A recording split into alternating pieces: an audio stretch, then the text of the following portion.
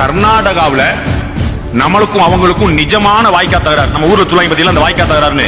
நம்ம யாருக்கு வாய்க்கா தகராறு நமக்கு அவங்களுக்கு தான். அந்த வாய்க்கா தகராறு இருக்கக்கூடிய கர்நாடகாவுல தமிழ்நாட்டை சேர்ந்த ஒரு இளைஞன் கர்நாடகா சிங்கம்னு பேருவாங்க.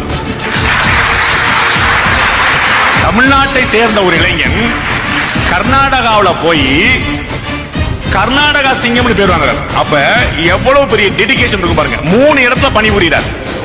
ஒரு 2 டிஸ்ட்ரிக்ட், ஒரு சிட்டி பெங்களூர்ல. 3 இடங்கள்லயும் அந்த பழைய வீடியோல நீங்க பார்க்கணும். அந்த ஒல்லியா இருக்கக்கூடிய அந்த அண்ணாமலைங்கிற அந்த ஐபிஎஸ் ஆபீசர் நீங்க பார்க்கணும். ரோட்ல போலீஸ் ஆபீசர்ஸ் வந்து 4-5 போலீஸ் ஆபீசர்ஸ் பப்ளிக் வந்து அடிச்சிடறாங்க. சம் ரவுடி கும்பல் அடிச்சிடறாங்க. போலீஸ் அட்டாக் பண்ணிடுறாங்க. 50-80 பேர் நிக்கிறான் எதிர. போலீஸ் அடிச்சுட்டு கேள்விப்பட்டுட்டு ஒரு எஸ்பியா ஓடி வந்து அந்த 80 பேர் முன்னாடி நின்னு அந்த போலீஸ் ஆபீசரை பக்கத்துல நிப்பாட்டி, இப்ப அடிடா பாப்பா சரியான ஆம்பளை கன்னடா பேசுறாரு. அத கன்னடத்துல சொல்றாரு.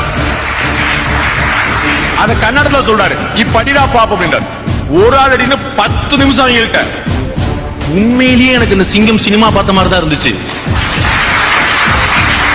இந்த ஓங்கி அடிச்சா 1.5 டன் வெயிட் வச்சு பாக்குறியான்னு அந்த வரத்து. அப்ப எவ்வளவு பெரிய கட்ஸ் வேணும் பாருங்க.